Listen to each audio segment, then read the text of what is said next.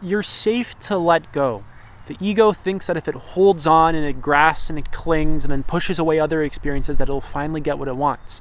But really, surrendering and opening up to life allows the things that you want to come into your life.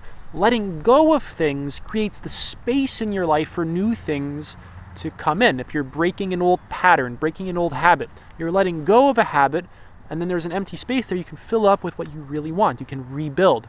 Letting go of a relationship that just fundamentally doesn't work allows something new to come into your life.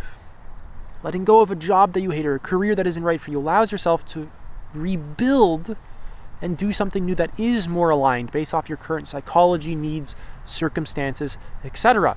So we cling on to things because we get attached to them, especially relationships, because we have the whole attachment system, and it creates this kind of illusion of like, if we let go of this, then what? We're screwed. We have no ground. We have no security. It's unsafe. But in a lot of cases, you're very safe to at least start slowly letting go of things, right? Not making just some huge drastic change all at once. I don't know what your specific situation is and exactly what you're trying to let go of, right? Sometimes, yeah, you just got to let it go entirely right now. But you're safe to like make incremental changes, letting go of certain things, letting go of certain people over time, right? Because not everything works in human relationships. Values don't align. Personality structures don't align. Future goals don't align. Daily habits and preferences don't align. And then things just kind of don't work. And you don't have to let go of people, in some status and power struggle kind of way, right? Where it's like, I'm better than them. You don't have to turn any of this kind of stuff into a power struggle in relationships. It's just like an honest letting go. It's like, we don't really serve the long-term, each other's long-term agenda, right? We're just not the best fit, and that's completely okay. That's just, how relationships are. In your career as well, right? If something just, you hate it, it just really doesn't work. You're always depressed. You're always mad. Right? Over time, building the security that you need, of course, but, knowing that you have to let go of it, right? And slowly getting to the point where you can let go. Because what else are you going to do? Stay in these patterns for the rest of your life? How are these patterns going to change unless you actually become aware of yourself? Right? That's why I always emphasize the importance of having a meditation practice in your life so that you can just observe your attachments, observe your clinging, observe your grasping. Observe your avoidance, your rejecting, your resisting, your struggle. Observe your thoughts, observe your mind, observe your feelings. Get into your body, feel your feelings, feel your sensations, get grounded inside of yourself. All this helps you with letting go. I don't know if you guys can hear that, but that's a stray cat.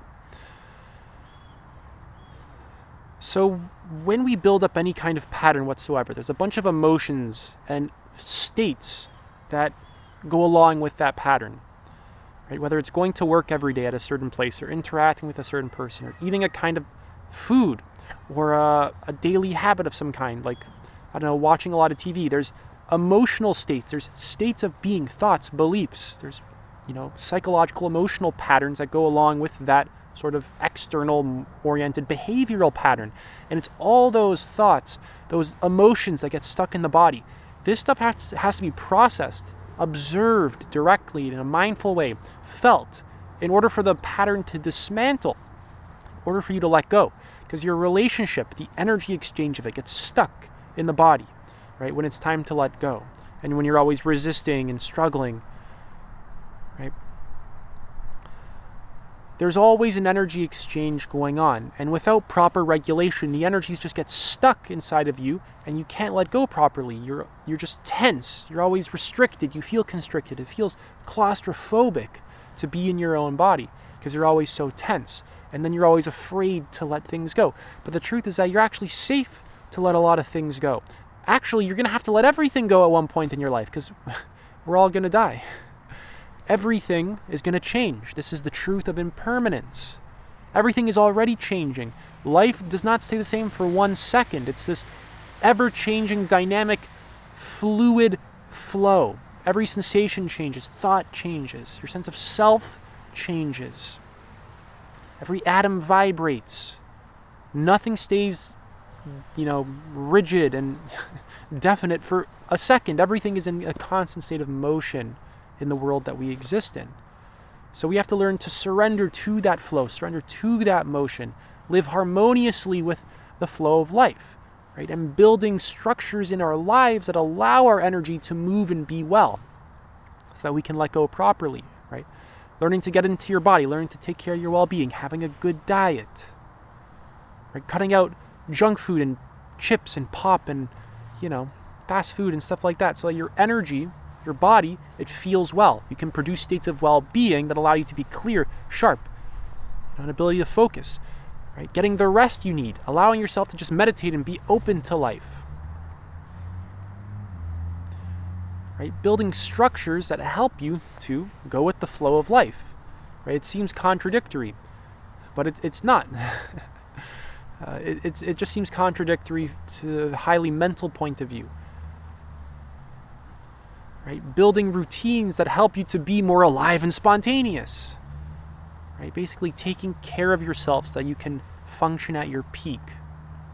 Right? And when you're really taking care of yourself, it's easier to let things go. You have the clarity that you need to take highly effective action. Right? You're not always stuck in fear, but you're actually clear. It's one hell of a rhyme. So a lot of things in our world make us sick. There's heavy metals, there's unhealthy workplaces, there's unhealthy foods, there's endless distraction and entertainment and the avoidance in our culture, right? Our culture is really built on avoidance, especially in the Western world. And you can't let go properly when you're always numb, dull, distracted. You have to cut those things out and create states of wellness inside of yourself so that you can function properly and at your peak.